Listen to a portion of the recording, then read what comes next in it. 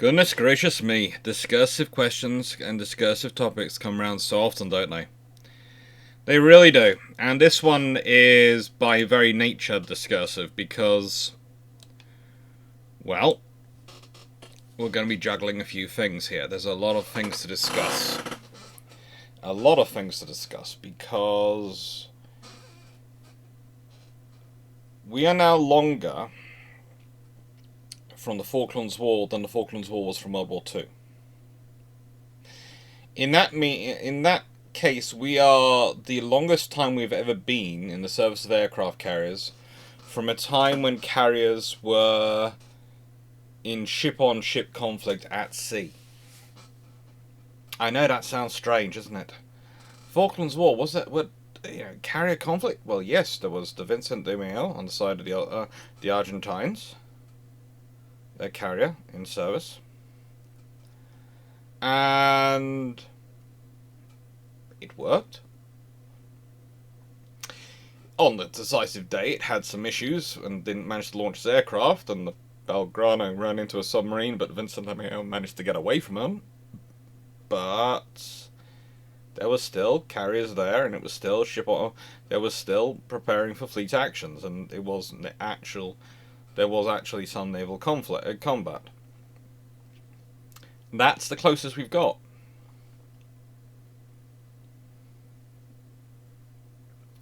That's a wonderful thing in many ways.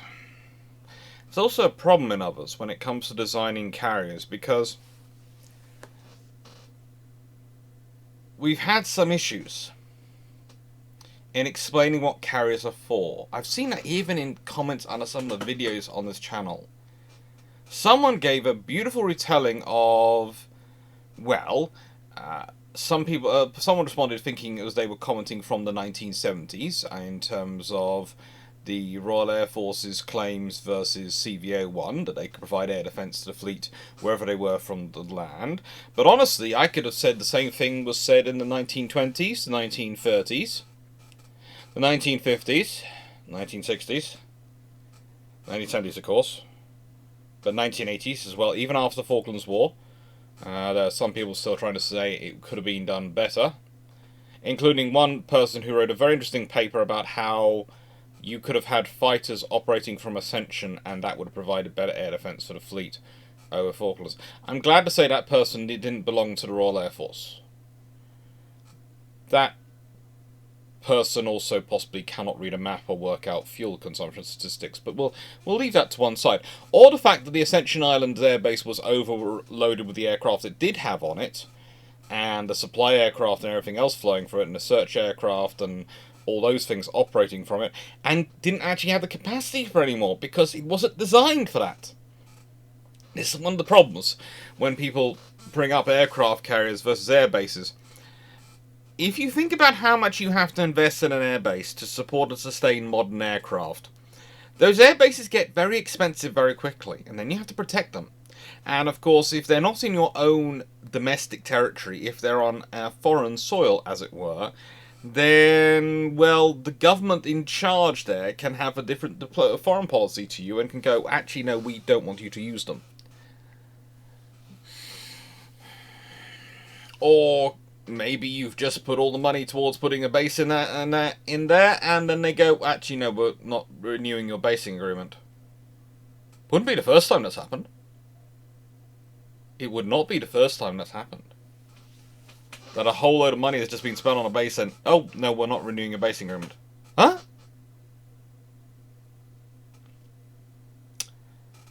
So yeah, aircraft carriers, the mobile airbase idea comes up a lot. But when you start thinking about mobile airbases, it's very easy to forget that they are a warship still, and they could still be taking part in the combat, and that changes your design approach. And one of the interesting things I'm going to discuss during this video is the fact that one nation has actually been quite lucky, because whilst they haven't got enough ships, thanks to the very rules put in place by the Treasury, they've ended up getting some decently sized ships, which gives them opportunities for the future. It's always nice when that happens. But aircraft carriers, it's It's a whole thing. Now, what I'm also going to do today is I'm going to start this on just clicking through. After we've got the first slide out the way, I'm just going to have it clicking through, and I will do the shameless book plug at the end. The reason I'm doing that is because, again, this is going to be a discursive video. And I want to have images floating along, but I don't want to sort of discuss slides. I want to discuss what aircraft carriers are for today, what aircraft carriers are being built for in the current generation, and how the reality of a future conflict, even issues now, could affect these things. I'd also like to explain the title. The title says war is over, war has just begun. The current carrier generation. When the Cold War ended, everyone said peace in our time. When the Great War ended, everyone said peace in our time. When Neville Chamberlain got off a plane from Germany, he wove a piece of paper in the air and said peace in our time. Poor man actually knew what he was doing. He was trying to buy time for rearmament because, well, him and several other predecessors like him, including a certain Chancellor Churchill, had cut the armed forces and everything else, including investment in infrastructure and industry, which could have allowed you to rebuild the armed forces more quickly, because it was considered cheaper to do it that way, because it required spending less money. There are a few things in government spending which actually do generate a positive long-term return for the economy. Infrastructure and education are two of them. Healthcare is a third. As a rule, if you want to make things better for your population, your economy long term, investing in infrastructure, investing in education, investing in healthcare are fairly good returns on your investment. They tend to produce a workforce which can be more efficient, more capable, and goods can move around more easily. They produce a workforce which is more educated, so can do more highly skilled jobs, but also all the other jobs, and whatever jobs they're doing tend to do more efficiently. And I said tend to, please note, it's an on average thing. It's not, there are individuals everywhere who are going to prove the statistics wrong. They always do. That's why it's called an average. And a healthier population, which doesn't have to worry so much about healthcare, will tend to, believe it or not, get their issues dealt with earlier when it's cheaper and quicker to fix them, which means you end up keeping more of your workforce in the workforce and accruing more of experience within the workforce than losing people. Because it's far easier to treat someone for an illness when it's a minor illness earlier on than let it then come in when it's later on when it's a far worse illness, and then you could end up losing them from the workforce permanently. And all that money, all that cost sunk into training and supporting them from that point on before is lost. That's a fun things to work about. But infrastructure also has another advantage investing in it, because it allows you to grow industry and it allows you to grow, therefore, your armed forces quite quickly. The reason I'm bringing this all up now when we're discussing aircraft carriers and the current generation is, again, look at what the arguments are going on over the politics. And believe it or not, the same thing comes up with aircraft carriers, usually comes up about the same time people start arguing over investing in infrastructure, education, and healthcare. Because it's when people are obsessing over the cost of things rather than the value of them, you have problems. That's it, simply. Cost is important. Cost has a really important role to be played in defining what you're going to spend and what you're going to buy. Yes. But you also have to think about the value of what you're buying, what you're investing that money in.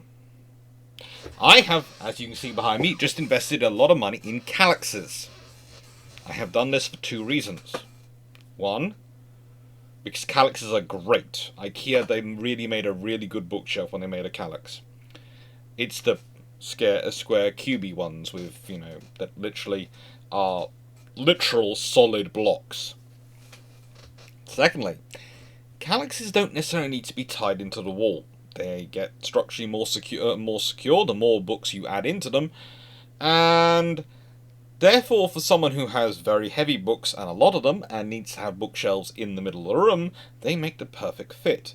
I worked out what was worth the value of me spending the money. Theoretically, a Billy back bookshelf can actually take more and larger books. Theoretically. But a Kallax can take heavier books, and whilst they can take individually less books than a Billy back, they don't need to be tied into the wall. So if I bought a Billy back bookcase, that wouldn't suit my situation. I would have spent about the same money, maybe slightly less, maybe slightly more, depending on what type I got. But it wouldn't have suited me like the Kallaxes do. My sister has the Billy backs. They suit her office. They suit her style of work, what she's doing. It wouldn't have been sensible for her to get Kallaxes. They wouldn't have suited her. Specifically, she likes to have a load of cupboard doors. And to be fair, one of hers has already ripped it's managed to rip away from its own screw. It's not come out. The screw bit holding it, the metal bracket holding into the wall hasn't come out from the wall, but the screw which was connecting the metal bracket to the bookcase has come out. So I'm going to have to redo that and probably double up on the screws. That's how much weight is going into that belly back. So let's, with that in mind, consider the aircraft carriers involved. Now, size is one metric, and I am using size to divide them up, but I could also have used Stobar, Vistol, Cadabar. I could have used LHA, LHD, and others, sort of still to describe them. But I decided to go with size, because it's worthwhile thinking about. I could have also made my life a lot more interesting by pointing out the American ones are all over 100,000 tons. I could have done that. And I could have had it 100,000 tons plus 75 to 99,999. But the trouble is, there would have been then that gap, the 75,000 to 99,999, would have been empty. And it would have just looked weird. It would look like I was making some sort of point I wasn't trying to make. So I did it in 30,000 ton segments, basically. And as you can see, we've got a fair number of carriers wandering around. There are a fair number in the world. People like to keep saying, these things are going away. Well, America's building them, China's building them, France is looking at building one, India's building them, Italy, we'll talk about in a bit, but, at the moment, we're talking a lot of carriers in service in the world. There are a lot of carriers in service in the world. There's 22 full carriers in service in the world. Occasionally people try and list the Italians as having two. They have an LHD and they have a carrier. They did at one point have two carriers in service, but now they have an LHD and a carrier. But their LHD they have in service, the Trieste, is actually bigger than their carrier. There's nothing wrong with that. But this is something else to think about when people start comparing operations and they're comparing things. Not everyone has the same size carrier. Not everyone has the same size vessel. Not everyone needs the same size vessel. Japan has its 4 helicopter destroyers, which are being converted to carry F-35Bs and have ski jumps and all those things. And yeah, they are transitioning into probably still carriers. So they will slip from there to there, but they're in various stages of transition. So that's why I've listed them as other at the moment. We have Spain, Australia, and Turkey all having San Jose class. I think. Juan Carlos class. Where's San Jose? I'm going to lead this in because I have now done this recording 3 times, and 3 times I've made the same mistake. So I'm going to ask you, what San Jose am I thinking of? What I know there was a ship called it, and I keep thinking about it instead of the Juan Carlos. Don't know which it is. Have any idea? Please come back to me because, yeah, I'm just leaving this in. I know we got the USA's LHDs are bigger than some nations' carriers. They are bigger than most other nations' LHDs. In fact, they are in the upper ends of the LHD numbers and sizes. We have Italy and we have China in there. And then we have Brazil, which is operating HMS Ocean, which is formerly the Royal Navy's LPH, landing platform helicopter. And we have France and Egypt, which are operating Mistrals. It's interesting to think that the LHT classes, there is 4 of the Spanish design and 5 of the French design, and they make up a large chunk between them of the world's LHDs in terms of nations using them. Yes, America has 9 and has the single largest, the most LHDs in service, followed by France and China. But the thing is, probably the most successful design in terms of nations using it is the Spanish one, which, as when we see it, is going to look like. I'm not going to give you any clues, but it's the one which bilge pumps crew, myself, Drakenfell, and Jamie Seedale, tend to make a lot of jokes about it looking like a box. But it works. It's kind of like the Oliver Hazard Perry class frigate. Yes, the thing looked like a box stuck on top of a hull, but it worked. And the trouble with the LCS, realistically, the trouble with the Littoral Combat Ship, was that it wasn't a replacement for the Oliver Hazard Perry class.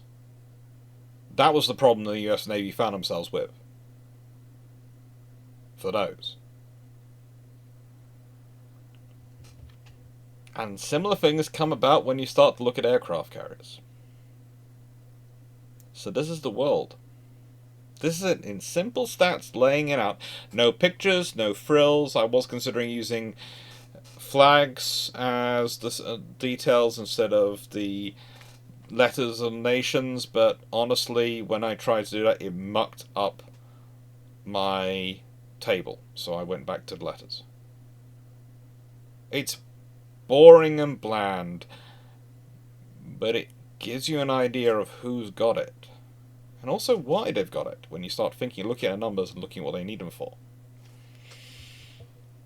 And looking at who's looking for a guaranteed capability.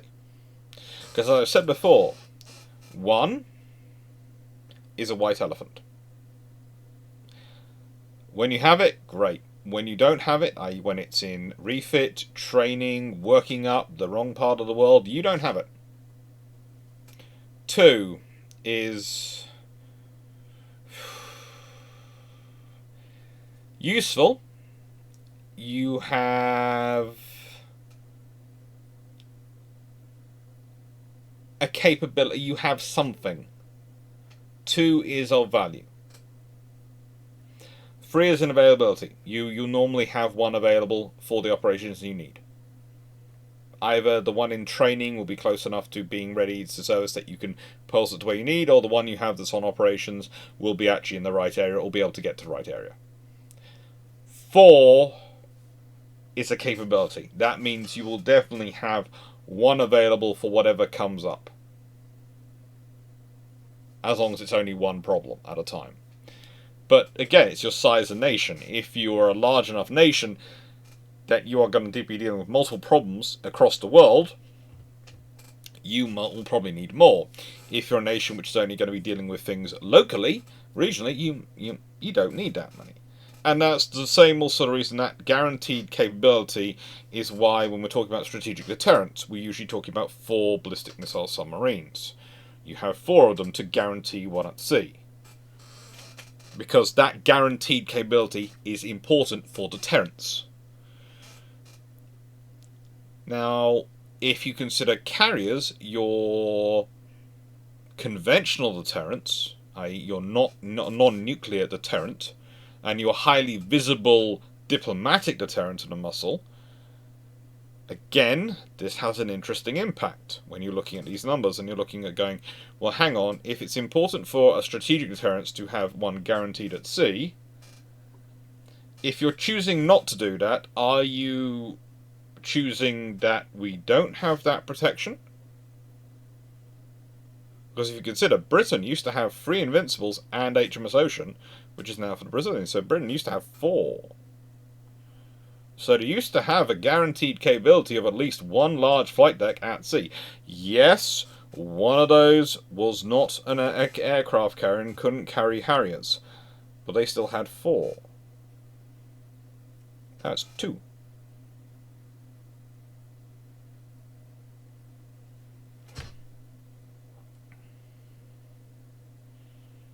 If you want a snappy retort, one's a white elephant, 2's an optional, 3's an availability, 4's a capability.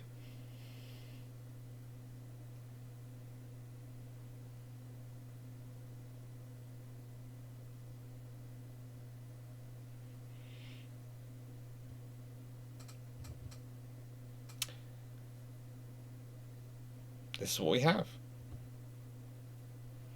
This is the world. So, we will now start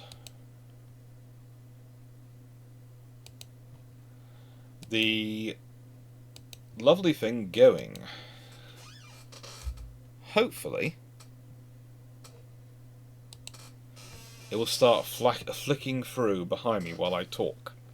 And you'll get to see all the pictures of all the ships that are out there. So what's the problem? Why are we in this situation? Why are we in a situation where aircraft carriers and naval aviation are both being written off and being described as desperately needed? Why are we in a situation where we're in peacetime, but it doesn't feel like peace from the operational tempo? Well, the point is this. If you look through history, especially naval history, you'll find very quickly that peacetime operational tempo is often as high in some regards, especially for certain levels of ships, certain types of ships, as wartime, and always has been. Now, normally, you have a reserve of vessels, historically. Normally, there is a reserve naval force kept, but one of the legacies of the Cold War was the idea that wars would be over within anything from 45 minutes to about 5 days to a couple of weeks. So there was no point having reserves, so the accountants decided they cost too much. There was no value in having reserves. There's no value in being able to send a signal of, we're activating the reserves for an exercise. Yeah, we're activating the reserves for an exercise. No value in that anymore. No, get rid of that. And if you're looking at Britain, the reserves are now so integrated into the permanent force that in some regards, in some sections of the force, it's hard to see how they can actually mobilise for war without the reserves being included. There are some sections of the armed forces which are in some specialisms as well, which are entirely reservist. And before anyone thinks I'm saying anything out of school here on this subject, go and check the websites. They're open about it. It's a key part of recruiting for the reserves in certain areas.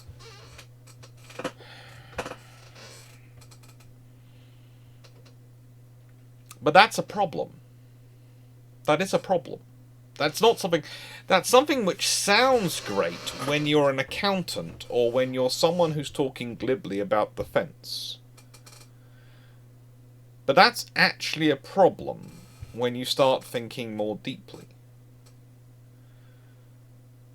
Because for starters, exercising it properly, organising it properly, keeping those force structures in stable form properly, all requires a level, theoretically, of permanence, unless you're making a level of commitment required from your reserve forces, which is out of all proportion to their reserve status, or should be.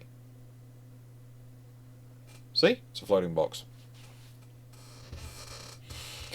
Now, I would say one of the problems, and I've discussed this before on other channels and other videos, that we have is the forces you have now, what do you put into reserve? Good example for the Americans is they have nuclear-powered carriers. You don't want to stick those in reserve. They are, for running a nuclear-powered carrier, they make a tremendous economic sense when you're wandering around the world and you're deploying around the world to defend your interests and protect your interests and needs.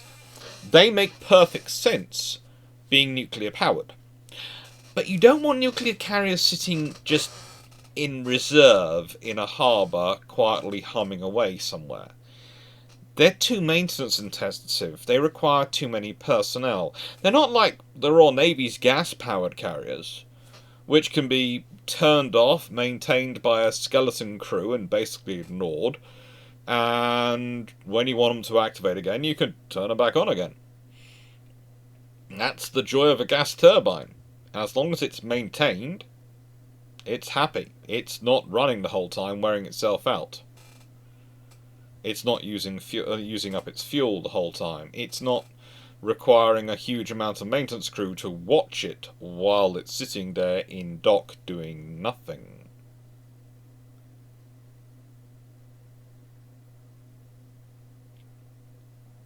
But again, that's an issue.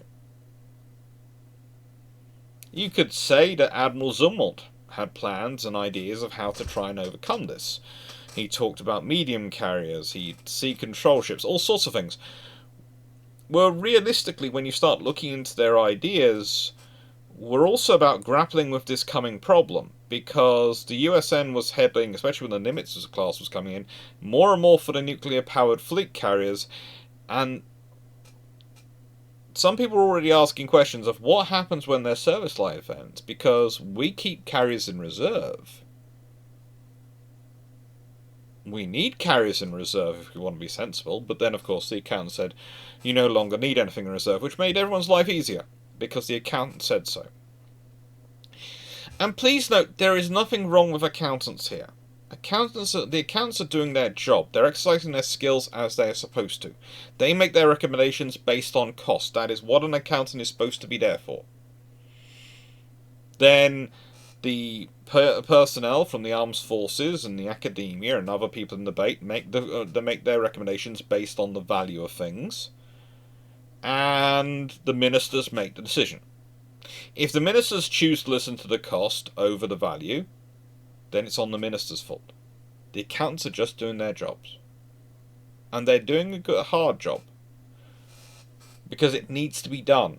You need to have accurate figures so you can plan defence spending, so you can plan all government spending.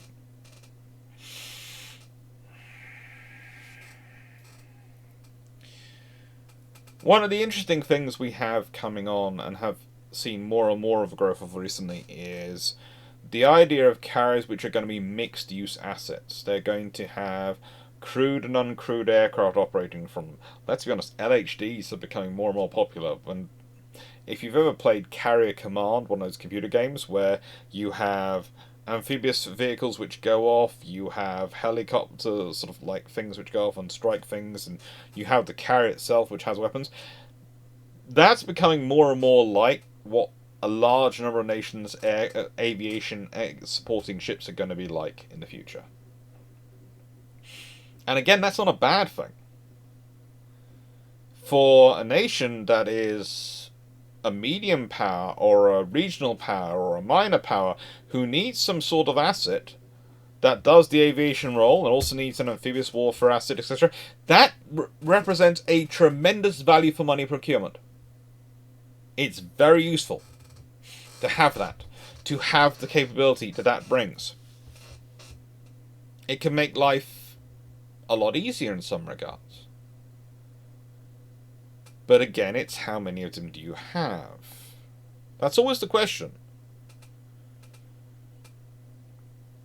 One of the problems that has happened in, I would argue, the last 35 years, broadly speaking, is there has been a growing misunderstanding of theory versus reality. It used to be always that you would have a theoretical plan for how you were going to operate something, and then someone would inject some pragmatic realism, and you'd modify it.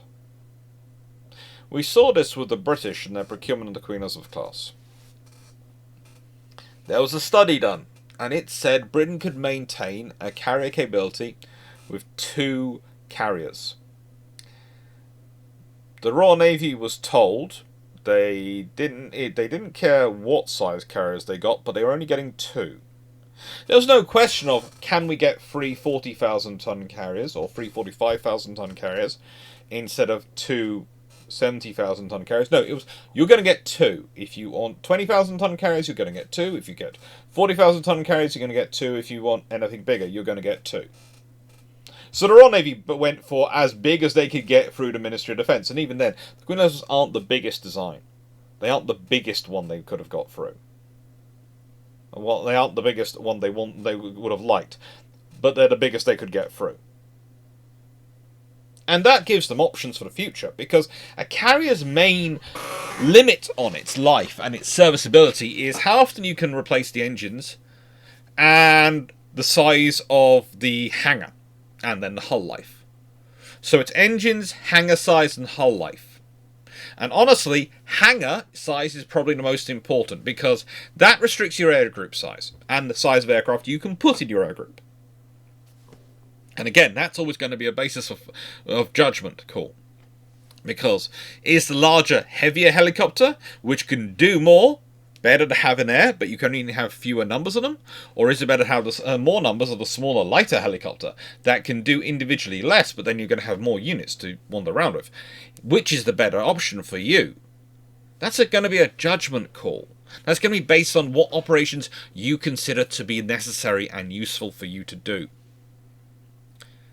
This is also one of the reasons why I love it when people talk about tailored air groups, because tailored air groups are this great idea of saying, well, we can tailor the air group to what the situation we think it's going to be, and then we can change the air group round if the situation changes. Which is a brilliant idea on paper. But believe it or not, it's not only the Royal Navy which is signing up to this idea. The trouble comes is when you want to change that air group round, and it's on the other side of the world. How are you getting the aircraft out to it? How? How are you getting it out to it? I'm out to it. Oh. And that becomes a whole thing.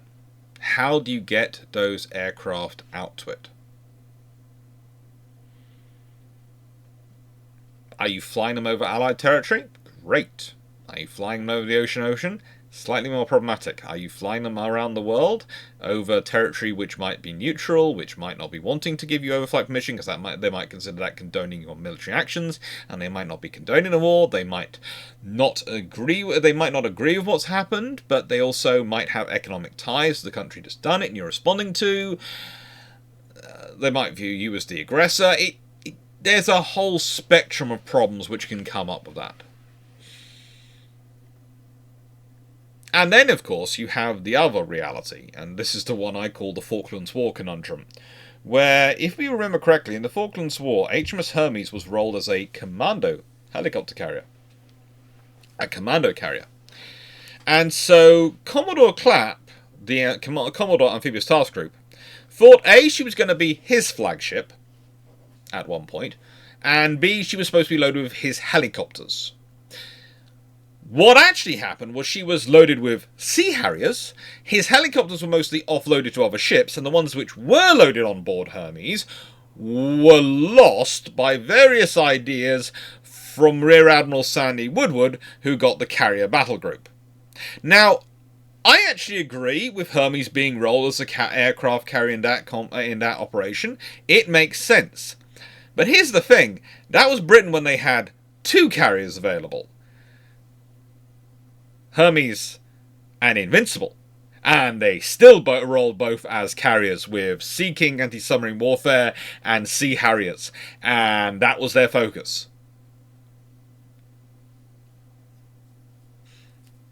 Under what scenario is a country which has less availability, less vessels available because they have less to call on, going to go, yeah, I know we could take more fighters for air defense and strike, primarily air defense, considering the complicated nature of the world, and helicopters for anti-submarine warfare, but what we really should do is instead load up with troop transport aircraft and leave those fighters behind. Now, if you're going up against a threat which is largely in your opponent's mind, that might make sense. As long as you're sure that's the case. But if you find yourself dealing with a peer or near peer, again, like the Falklands War, I don't think that argument's going to win. I really don't. And then, of course, that takes us to the next little issue here. And it's just a small problem, but it is a problem worth remembering.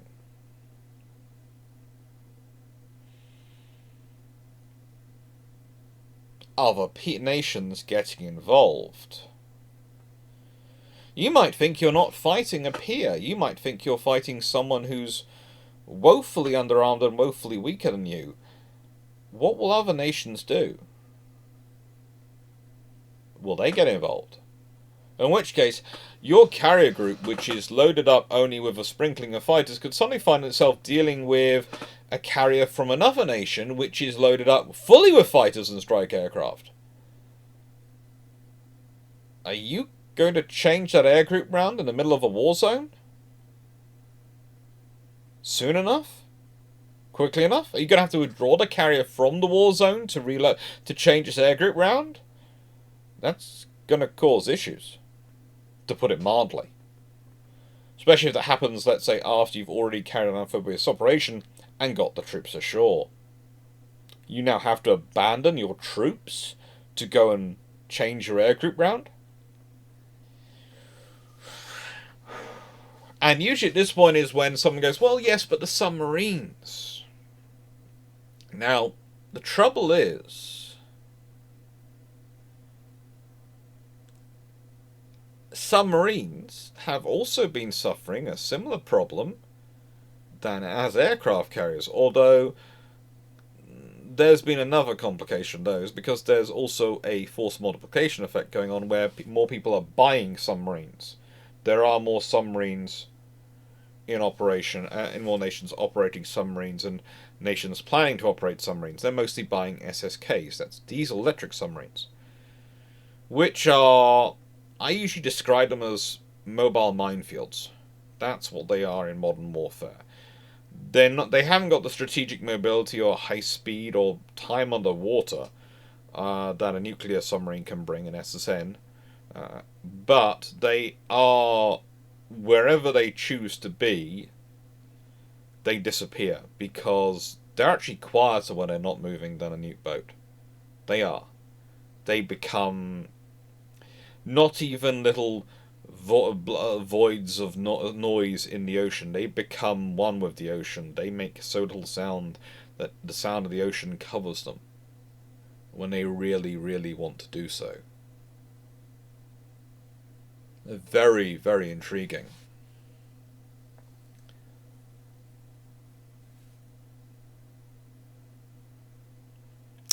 So the thing is, dealing with them is going to be a priority for your own submarines. And you haven't got that many of them. Dealing with insertion of special forces can also be a submarine duty. Intelligence gathering can be a submarine duty. And as well as task group defense. They defending your carrier battle group from other submarines as part of the ASW force, along with the frigates and the helicopters, because we have layered operational spectrums in terms of both underwater warfare and air defense, so that we can project power. We go with a layered approach. The idea being that anything that gets through one layer then has to deal with another layer, and anything that gets through that second layer has to deal with a third layer, and anything that gets through the third layer has to deal with a fourth layer. And every single time you're reducing the amount which each layer has to deal with, but also there's the likelihood of getting through that layer unscathed.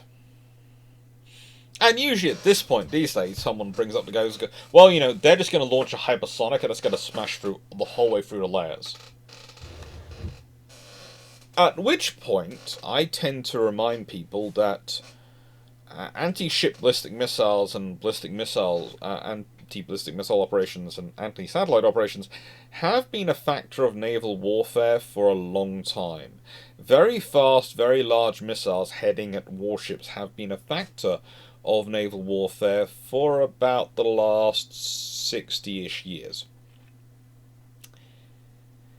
And whilst, yes, hypersonics do represent a major problem, they are most problematic when they are doing that and the ship is here. When they're doing that, that's actually an easier shot for the ship because of the way its sensors and its weapons work than if it's doing that to deal with it going across. And due to the speed of hypersonics, if they miss because the satellite doesn't have quite information, or they are distracted by electronic warfare, all sorts of things that come up, or they just, through their own plasma cone, their own sensors don't pick up their target, and the guidance to give information they're given was wrong, then they'll miss by thousands of miles, probably. Because the thing is, when you're going at that higher speed, computing the attack point is critical.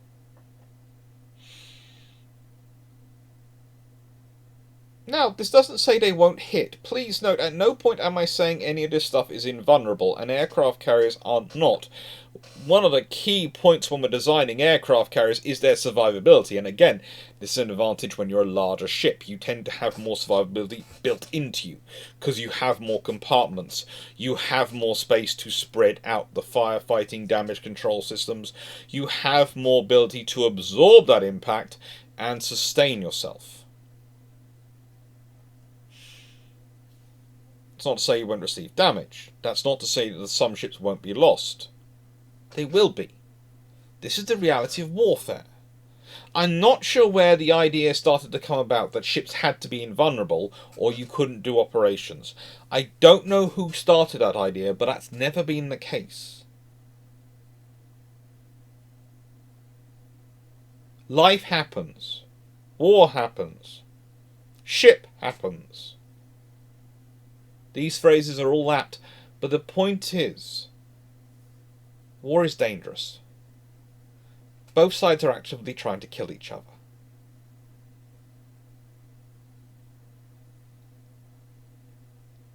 Sometimes it's just a bad day. Sometimes you can do everything right and the enemy still gets lucky and a missile still gets through and it hits a key point. And sometimes the enemy can do everything right and they still don't get everything through. Because you also do everything right. And that's just the way the cookie crumbles. If you want a good example of that, look at the Mediterranean conflict in World War II. Look at the whole of World War II. Sometimes when you're looking at the operations, both sides do exactly the right thing according to their doctrine. Exactly the right thing of anyone would have thought at that time. And it still goes wrong. Sometimes for both sides. Sometimes for one side. Sometimes for neither side.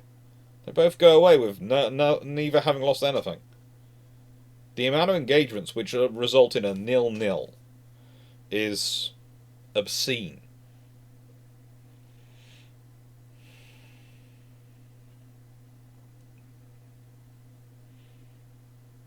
It truly is. For modern carriers, for modern aviation vessels and modern aviation assets, the problem becomes one of justifying their value in terms of their cost. And justifying their value often in the face of a mantra which has been coming around for a long time about the survivability of carriers and how you should use air power. Just remember, the air is one. Indivisibility of the air theory was what led to the formation of the Royal Air Force in 1918, and the taking away of the Royal Naval Air Service and the Royal Flying Corps from the Army and the Navy in Britain. It's not a new idea. When you hear it, it's not new. It's a constant.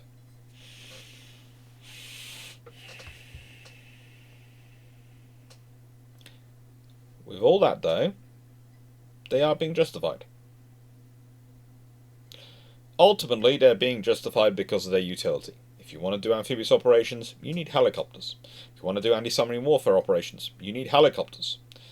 If you want to do maritime patrol and maritime escort, you need helicopters. The Japanese helicopter destroyers, where do they start out with? Well, they start out with Japan looking at their own sea lines of communication, their own sea lines, the vital importance of maritime trade to their economy, and going, right then, we need to make sure we will have escort groups out to support any movement of goods and trade in any times of conflict or near conflict. And we might not even be involved in the conflict, but if the conflict is taking place near our shores, near our sea lines of communication, we will need to maintain a presence there. And we will need a lot of helicopters to monitor this for submarines and protect convoys. Hence the helicopter destroyers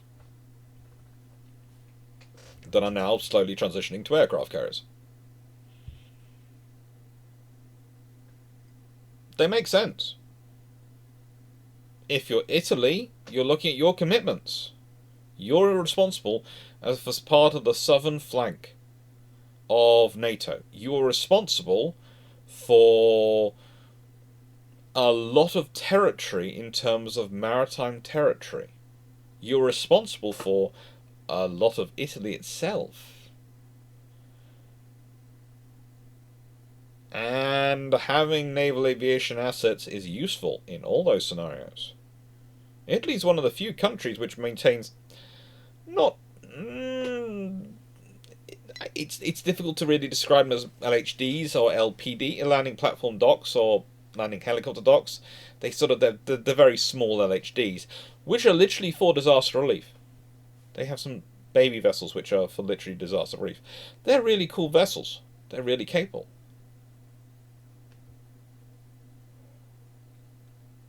Yeah.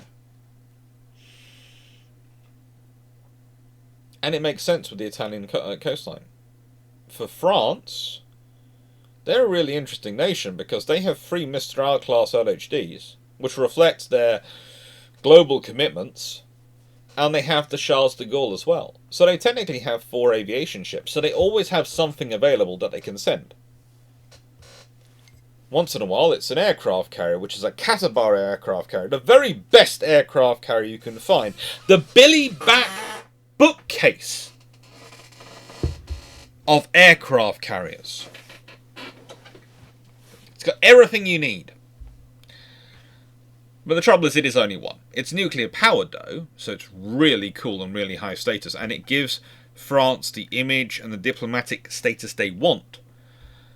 But it's only one carrier. It's only one.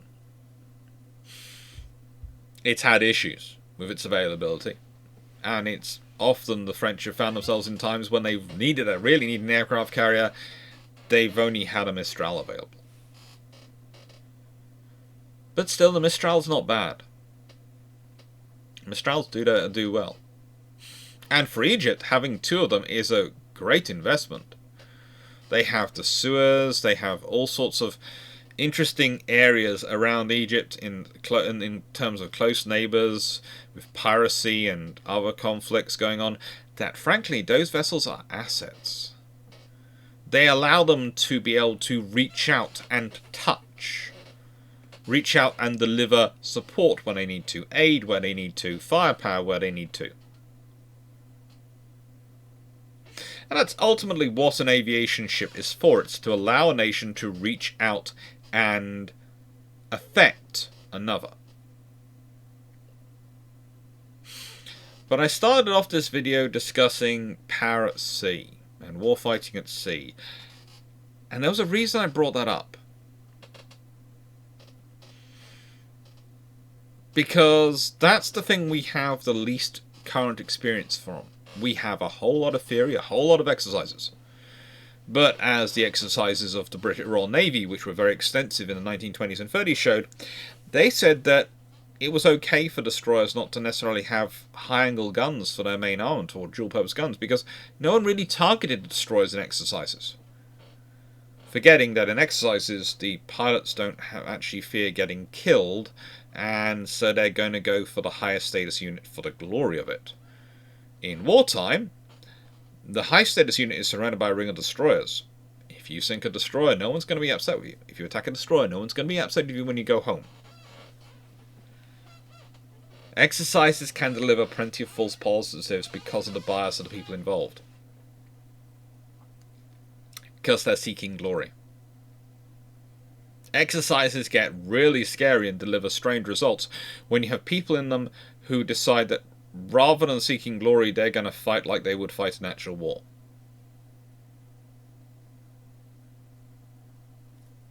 If you want another good example, I often get computer games thrown at me. And I hear all sorts of daring strategies people employ. And I often respond by saying, go back and think about a strategy which you would actually use if you were in charge of people. One of the games I enjoy is something called Supreme Commander. And in it, one of the factions, the UEF, United Earth Federation, has a super powerful special artillery, which can hit targets anywhere on the map. Doesn't matter how big the target the map is, they can hit it. My battle strategy with them, when I'm playing the UEF as a faction, is usually to build a defensive position and then just build this artillery. And then just let it pummel everyone to pieces, because there is nothing anyone can do to stop that artillery. They can try and nuke me, but I can build defenses against against ballistic missiles in that game. And I will have shields, and I will have all the air defenses and sea defenses and land defenses I need to keep everyone away from me. And I don't need to go out hunting you. I don't need to risk my forces. I don't need to risk personnel, including, even though in that game the only person you'd theoretically be risking is your own self, because everything else is robots or AI, depending on your perspective on them. But it means it's how I would play that game, because I have that technology.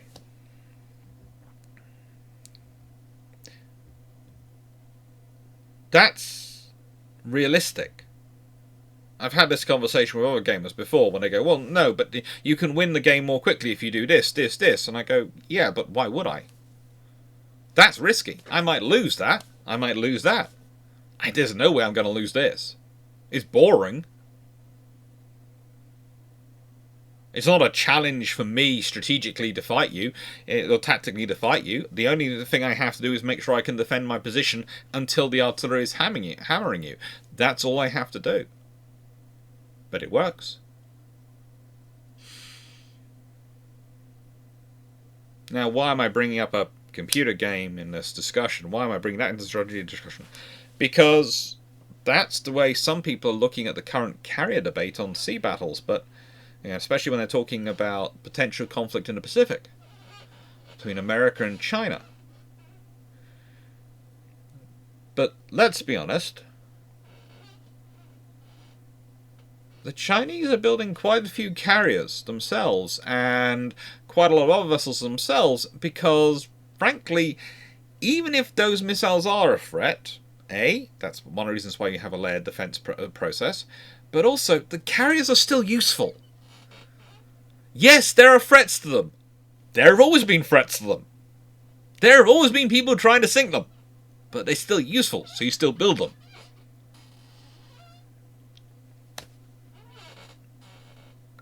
And the reason they're useful is because of the aviation they support, that their hangar space is what defines them.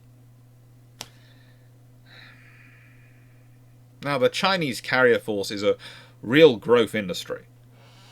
It's really coming along, and it's producing some very interesting vessels and some very interesting capabilities.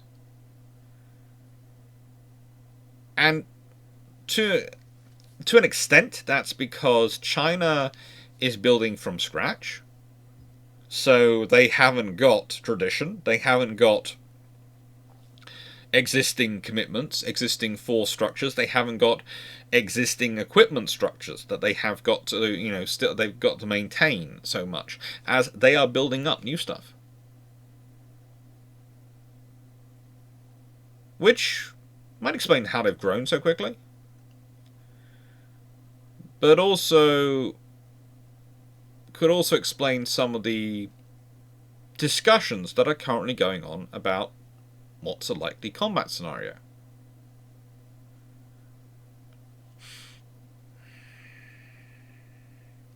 Carrier-on-carrier warfare is something we haven't seen since World War II, truly, because the Vincent de Mayo turned away. If it hadn't turned away, HMS Swifter had been given weapons-free orders at the same time as HMS Conqueror, so the odds are a submarine torpedo would have hit it, but it turned away and got away before the Swifter managed to find it, or rather managed to get the required targeting solution. There's a whole debate about that one. But the whole point, and the thing is, Invincible and Hermes weren't part of that discussion at that point. The Sea Harriers were working out how they could launch a strike, and they would have done if given a chance, but without any airborne early warning or other reconnaissance systems on those carriers, they didn't really know enough information to organise that strike.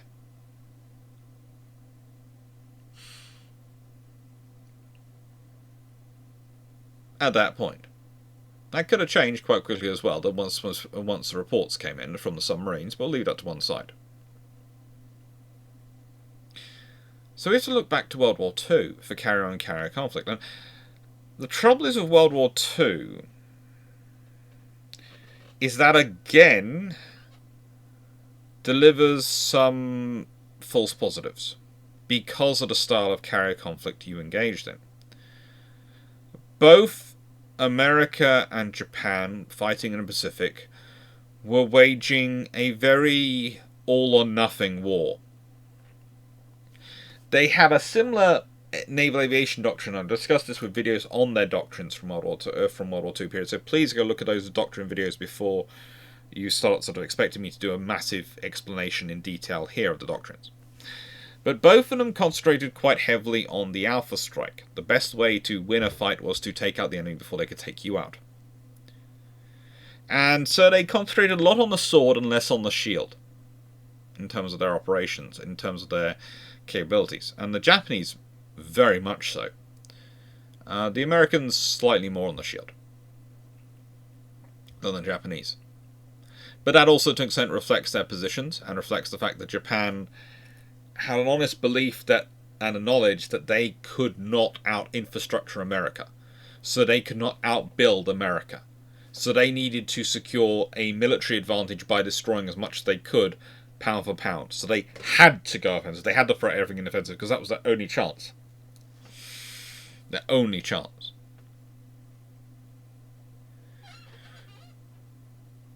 It's different between powers who both believe they can build. The interesting question, of course, is who can actually build, and what can they build.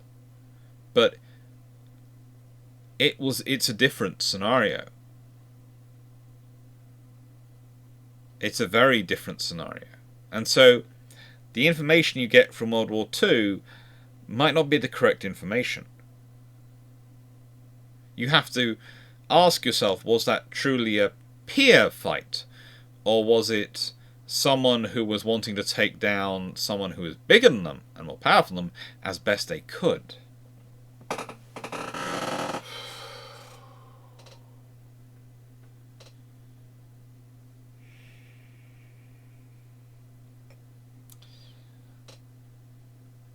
The point, therefore, becomes we have a lot of information.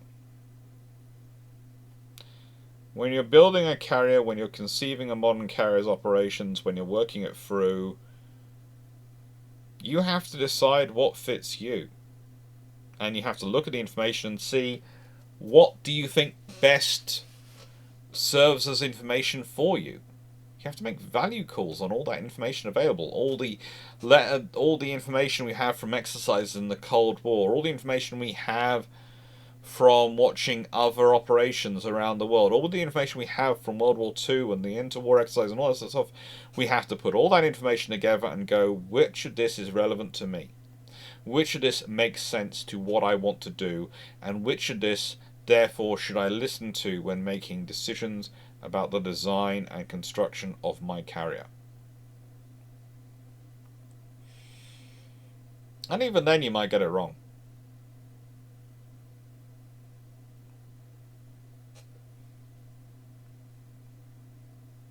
I started off this video also talking about Clarkes versus Billybacks.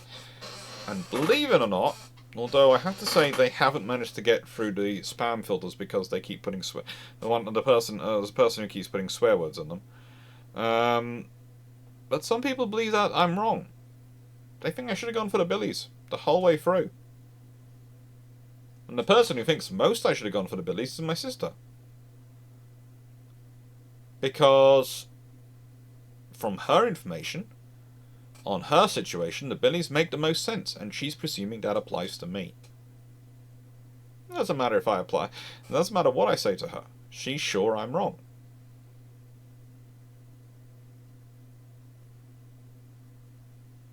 I'm sure I'm right. Time will tell.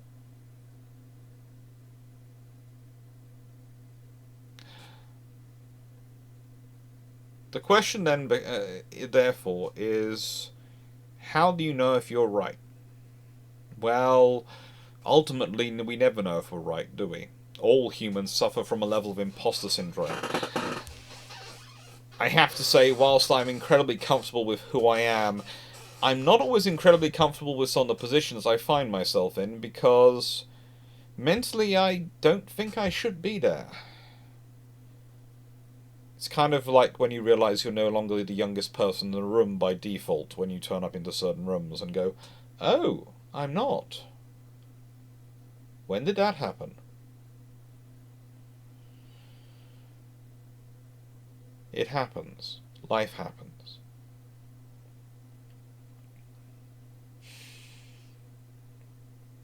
When we're talking about carriers, catabar, stowbar, i.e. catapult-assisted takeoff and barrier-assisted recovery. Short takeoff, barrier-assisted recovery. Stovel, short takeoff, vertical landing.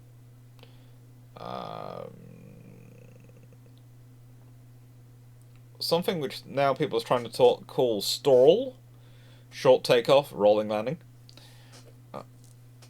Just leave it at vertical landing, okay? The 35B can do both. It can do a rolling landing or it can do a vertical landing. It just depends on how much weight it's got on it when it's doing it. Just you don't need to do that. But also, the fact is that when we're talking about stall, that's going back to the original methods of launching and recovering aircraft on carriers. It's gone full circle. When I was first sitting there listening to that being described, and they were going, this is a wholly new innovative idea, and I was sitting there going, that's the landing pattern for a fairy swordfish on HMS Hermes. That's not new! It's not! And you can go back and to the aircraft, as the earlier the aircraft you go, the more and more common it was that they just took off and then had a rolling landing. And occasionally people reach out, and there's actually a good picture somewhere of basically a Sopwith Camel being caught by one person just reaching out and grabbing a strop and going, "You're not going anywhere, mate." Like a policeman reaching out and grabbing, someone who just nicked a handbag on the street. "You're not going," by the scruff of their collar. "Nope, you're not going anywhere, mate." It's the same energy. So that was a fun meeting to be in a few years ago. These systems, you have to work out which fits you best.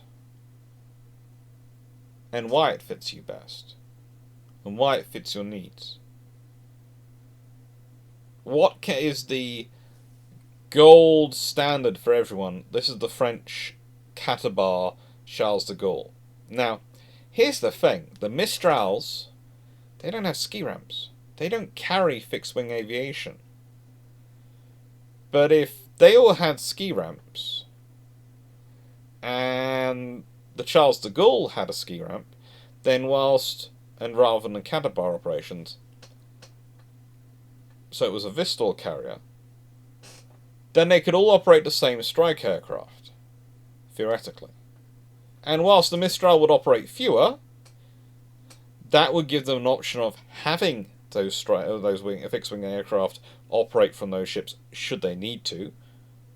And when it gives you far more interoperability between your carrier and your LHDs. For the Royal Navy, you could argue, at the time, when these carriers were being chosen, the Royal Navy was under the idea and the general impression that Albion and Bulwark might well get replaced with something which would be an LHD. There were even discussions of maybe replacing HMS Ocean with an LHD. So the Royal Navy was under the idea that it was probably going to have more than just the two ships, but it's going to have two carriers. So the idea was that you would have, 3 to 4, maybe more, actually flight decks you could use, and the same aircraft would be able to operate from all of them. And suddenly all those arguments you have people going, "Oh, they should be Catabar," suddenly drop away when you go, well, no, it's strategically utility. The same aircraft can operate from all these ships. So yes, whilst we operate fewer from the LHD, they can in extremis operate the fighters, and all the aircraft can operate from the carrier. And so it's the same fighters for both, and it's the same air groups, the same aircraft. So it makes it more sensible for a medium power with global presence and global interests. If you want to ask why Britain has global interests, have a look at how much our economy depends on the service sector and how that is integrated into the global economy. And then you realise when the global economy gets a small hiccup, Britain gets a major problem. And suddenly that's where you get global interest and the need for a carrier expeditionary force from. For China, their carriers are about strategic security depth and defensive depth. If you consider the sheer amount of population which lives within the ranges of coastline regions in China, their strategic and defensive depth comes down to the ocean, comes down to South China Sea and East China Sea. And the thing is, the Chinese government like to have full control. They're kind of like the Soviets, which had a similar idea about bastion defense, where they would achieve total control over areas of water within a sort of key decisive range of the Soviet Union, and so would be able to prevent enemy aircraft carriers from getting within that range and therefore being able to influence events ashore. And also provide safe areas for their ballistic missile submarines, which are a key part of their deterrence and a key part of their war-ending capability, and always have been sort of considered part of their war-ending capability, to be secure. That's where the Kuznetsov, or as it was originally the Tbilisi class, came from. That's where the idea for the class came from. That's what they were part of. They were successors to the Kievs in that role. Or rather, adjuncts to the Kievs in that role. Which is why you have a Stobar carrier. Why you're not necessarily pushing into a Katabar carrier. Because what are you using it for? Well, you're going to have fighters operating from shore, you're going to have bombers operating from shore. This is about making sure your task groups operating in those areas have their own air defense over them. And if you're more worried about using those aircraft for air defense roles rather than strike loads, an air defense loadout tends to be lighter than a strike loadout.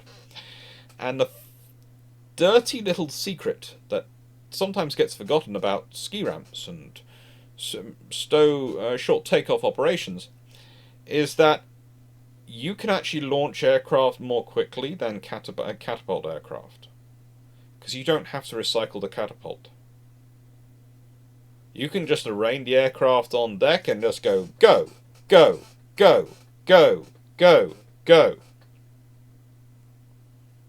You don't have to reset anything. So for an air defense role, that can actually make sense. It can actually be the better option.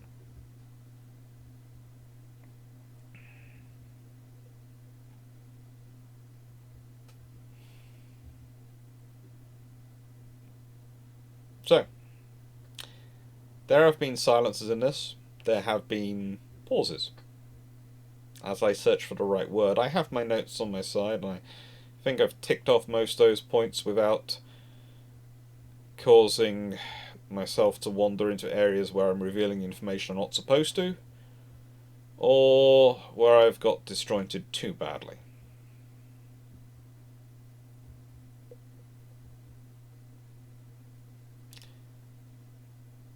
The real point about the war is over and war has just begun is that the world is messy. Aviation ships, such as aircraft carriers, give you options. They give you flexibility. They allow you to choose how you respond. And they give you an independence of flexibility when it comes to that response. They are not panaceas. They are not one-size-fits-all solutions. And there is certainly not one size of them which fits all services. Because if we consider another discussion I had the other day, you hand 2 of the American nuclear Nimitz-class carriers over to most of their allies. They will require so many people to sustain those two vessels. That will take over most of their navy. I think the example I gave was the Royal Australian Navy, which in regular personnel has less than 15,000, in reserve has less than 5,000. Now, an American Nimitz class or Gerald Ford is an interesting vessel because they give you numbers which are, this is our total number of personnel they have aboard ship. Then they give you the numbers for the ship's company, and they give you the numbers for the air crew. And they carefully don't give you the numbers for the admiral's staff aboard. You notice when you start adding numbers together that they're bigger than the total number of personnel aboard ships, and you have all sorts of reasons for why that is the case, and why there are these weird differences in figures given. But the point is, you end up with, even at the lowest point, a little over 5,000 personnel required to crew it. So to crew 2 is 10,000 personnel. Okay, so the Australian Navy has a little under 15,000 regular and 5,000 reserve. Now, once you have the crew of a ship, you then need all the people ashore who support it. The instructors, the trainers, the spare personnel who are rotating in and out, the people going through training, the people who have got a posting ashore to intelligence and all these things. And you realise very quickly that for those 2 carriers, especially if you only got 2, very quickly it will take up pretty much 20,000 personnel. So therefore, those carriers would not be a good fit for most other navies, because unless you're operating on the scale of the US Navy, which it doesn't work out as that for 2 carriers, but that's because they're operating 11 of them and they can spread the things out over 11. It makes life so much easier when you can spread it over numbers. It works for the US Navy. You take those same ships and you stick them in any other navy in the world, you have pretty much crippled that navy. In fact, I could think of an easier way. That would actually be a way to cripple the Chinese Navy for the US Navy in some regards. Although I doubt they do that one. That would be not too popular. Because of the sheer number of people it requires to crew it. And the sheer complexity of crewing and the level of training they require to crew them. The volume of training going through. It's an issue. So yeah, those are the best carriers you can get in the world, but they're not the best fit for everyone. They're not. Because can you afford that many crew? Can you sustain that level? And if you're sustaining those, what are you not sustaining elsewhere?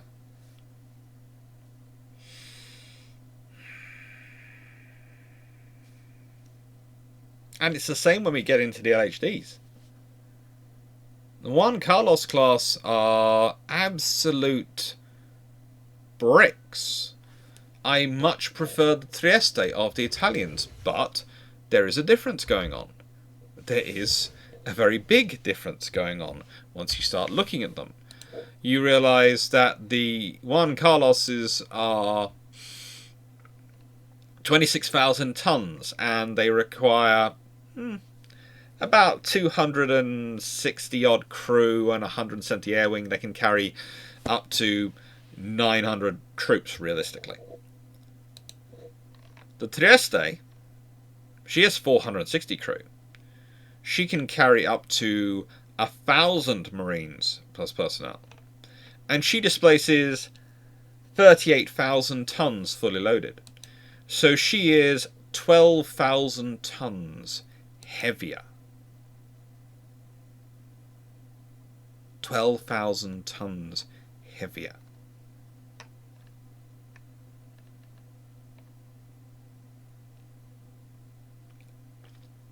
She's a bigger beast.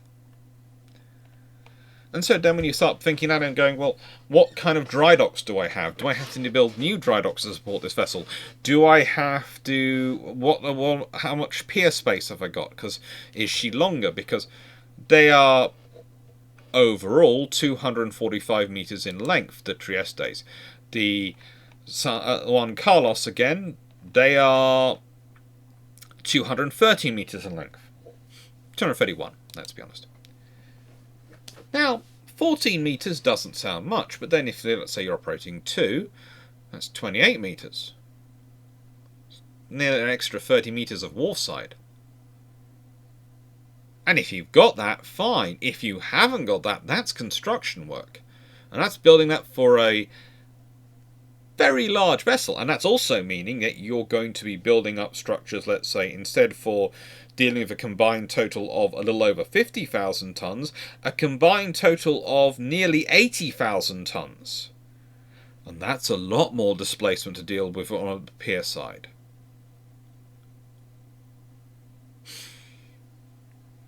And that comes down to infrastructure spending again. Are you prepared to spend that money in infrastructure? Are you?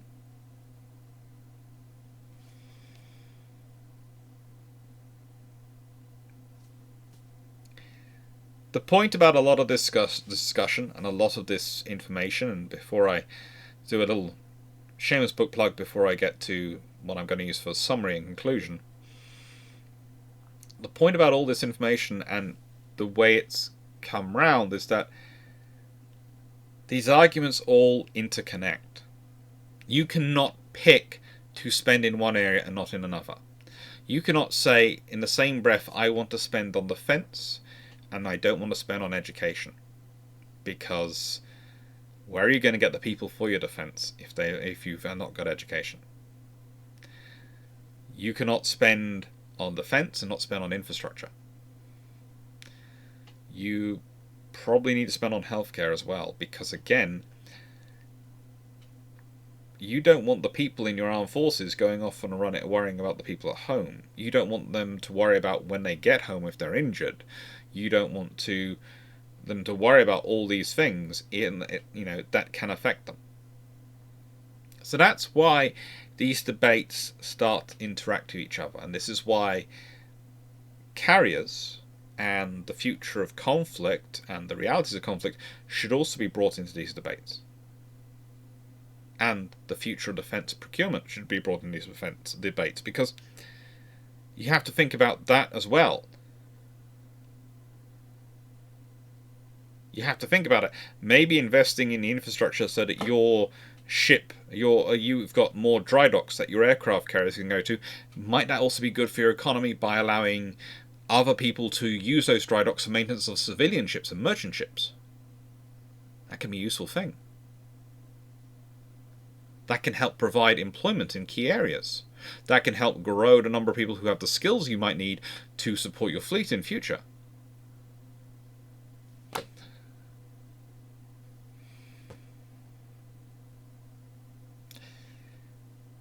I hope you found this interesting. I really do. So, in terms of shameless book plug,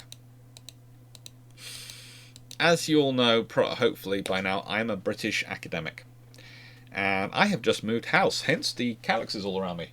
Thank you for everyone who's been contributing to buying the calyxes. It was very nice of you, because I was honestly thinking that if you hadn't been so kind, it would have been a long time, probably a good few months before I got them, because every time I turn around, this place seems to be producing a new bill for me. It's a lovely house. It's worthwhile. It's an investment, but yeah. We've just had a storm, and this morning no one else could come out, so I went and had to. How do I put this politely?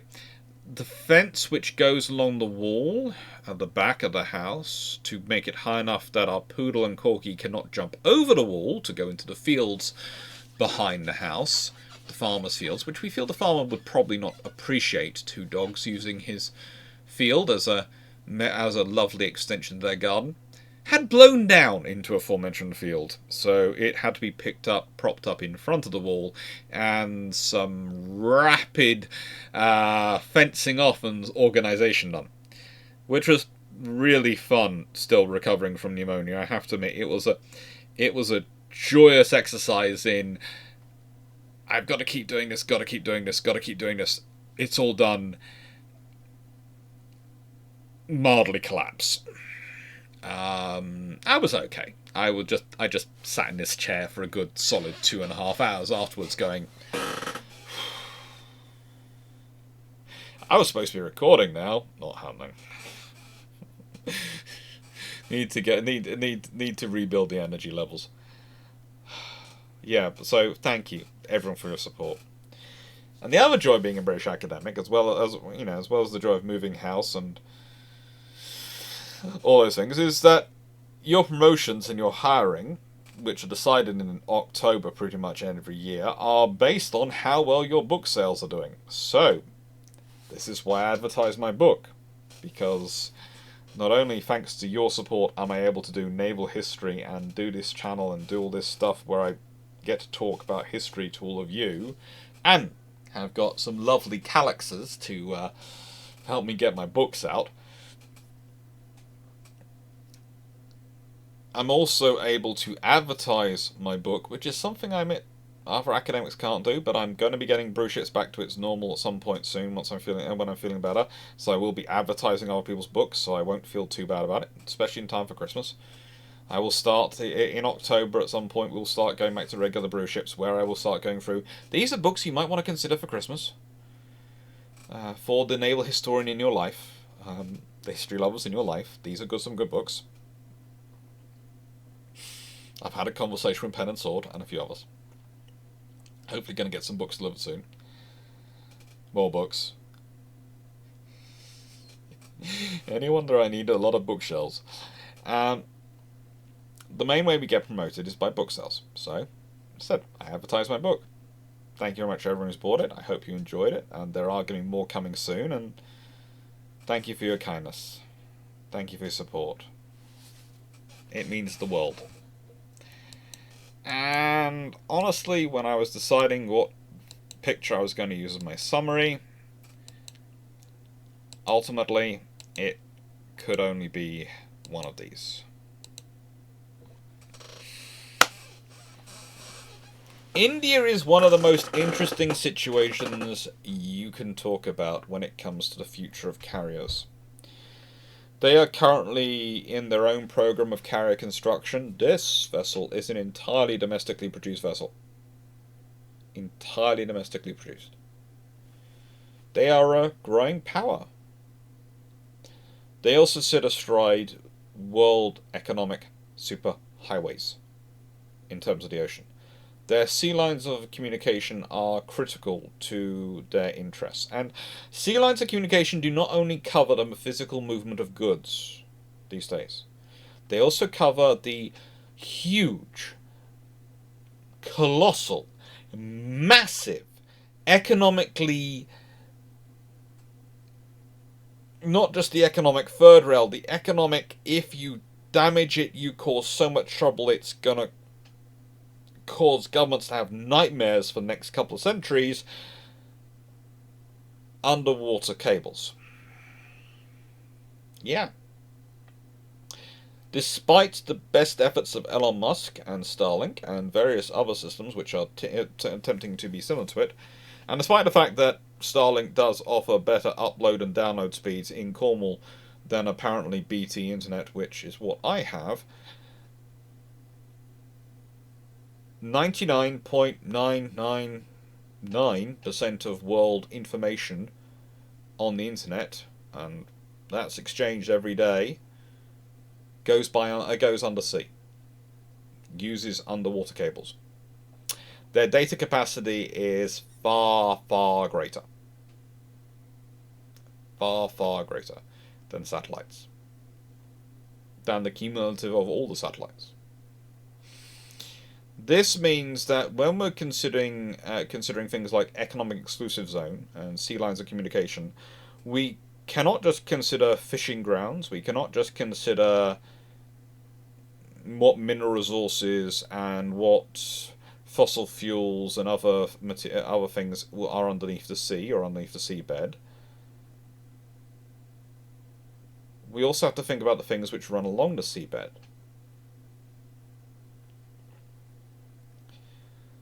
The more advanced your economy gets, the more it gets potentially affected by these things. The more it gets integrated into the world economy.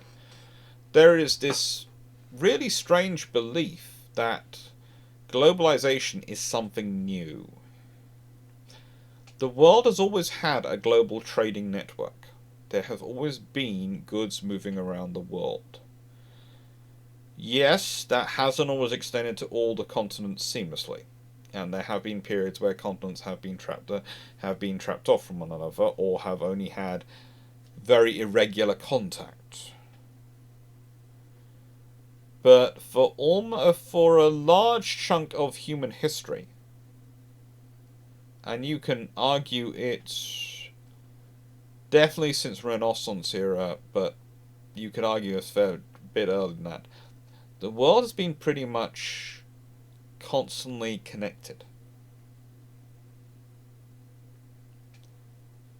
We are talking, therefore, centuries of globalization. Now, yes, there is different forms of globalization. We can talk about the modern form, which often has components being assembled in different countries and then all being brought together in another country for final assembly, and all sorts of things where one bit comes from one place and one bit comes from another. You can talk about that, but honestly, the concept of lower pay workers in one country being a threat to another country in terms of their employment is, again, something which we've been dealing with in terms of the world for at least 200 years.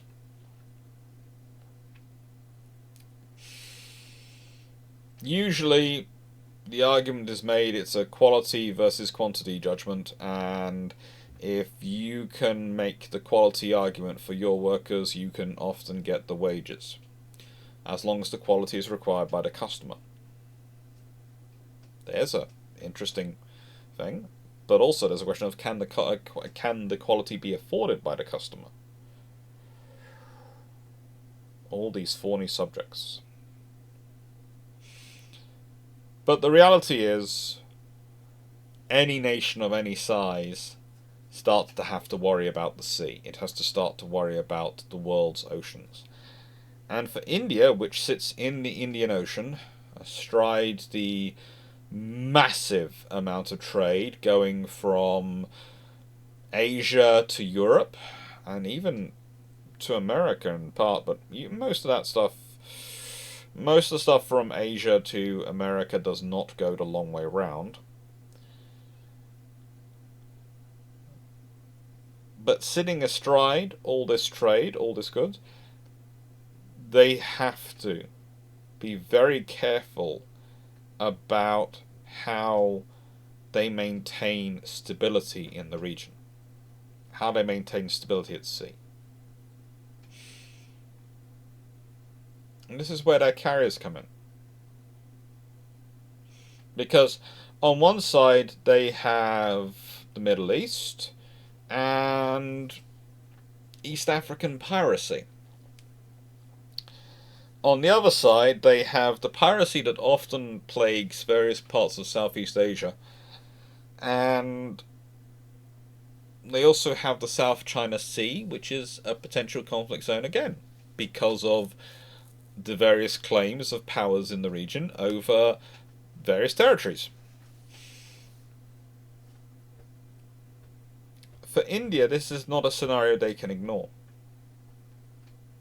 They can never ignore it. And their carriers are part of that. Their carriers are part of their ability to be able to show they're interested in things by sending a carrier group, but their carriers are also part of their ability to escalate things. However, it's only recently they've started looking at going further than having 2 vessels.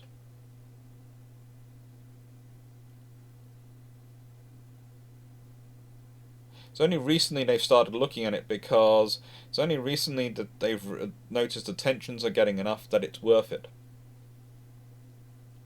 And that's a scenario for us all to consider. It's not just India's economy is strong enough to support more, it's that they actually want to spend the money on the infrastructure and the basing and the force strength and the ships themselves and the escorts and all the other things that go with those carriers, because they think they might need it. They think they might need a carrier more often, availability more often. Mainly, I would suggest, because they want that presence capability. Because this is ultimately the peacetime demand of a carrier, and why the American carriers are in quite such demand at the moment that it causes disruptions in their own refit process. It's that the highest evolution of what you can send to say, we are watching this situation, we would really prefer everyone talks, but if you don't, we're prepared to get involved, and as you can see, we're fully able to get involved, is a carrier battle group. It's always going to be a carrier battle group at this point, as far as we can figure, because it doesn't matter how the air group changes, it's still going to need a carrier at the centre to operate those aircraft, whether they're crewed or uncrewed.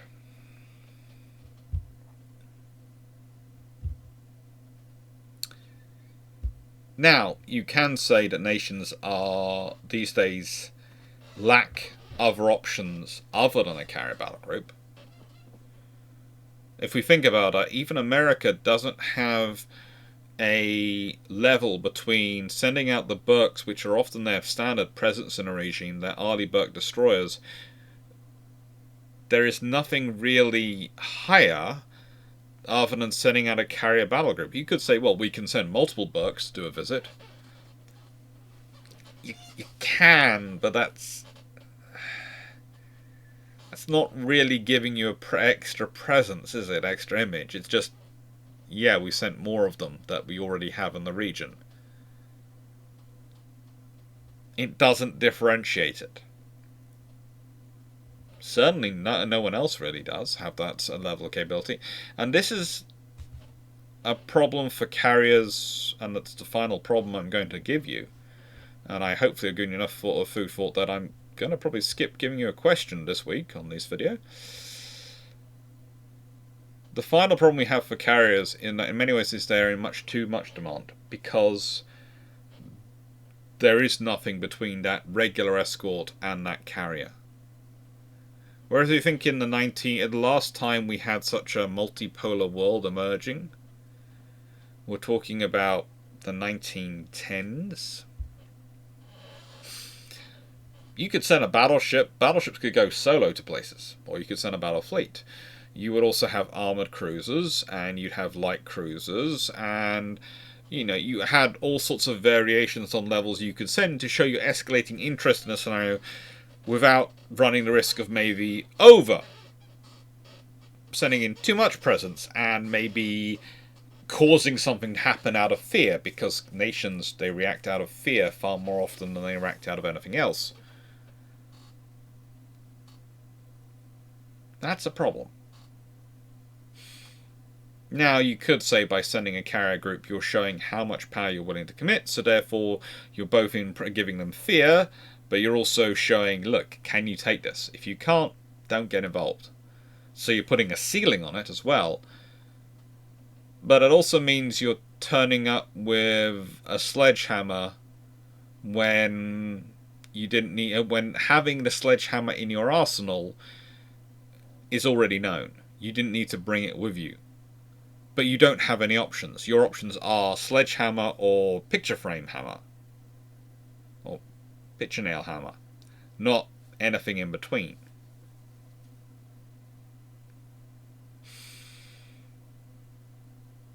And that's an interesting question to ask. What would be an in-between ship these days? But this is the year of the aircraft carrier. I think that I will ask a question. I was not going to, but I think I will. What do you think will be the next power to be operating aircraft carriers? Because South Korea and other nations have all expressed interest in the idea of getting into the carrier power structure again, or for the first time in South Korea's case, but for others again, in order to strengthen themselves, in order to strengthen their abilities to respond to circumstances. I'd love to hear what you think of those nations, and what nation you think might be the next one to get a carrier. Thank you very much for watching. I hope you enjoyed.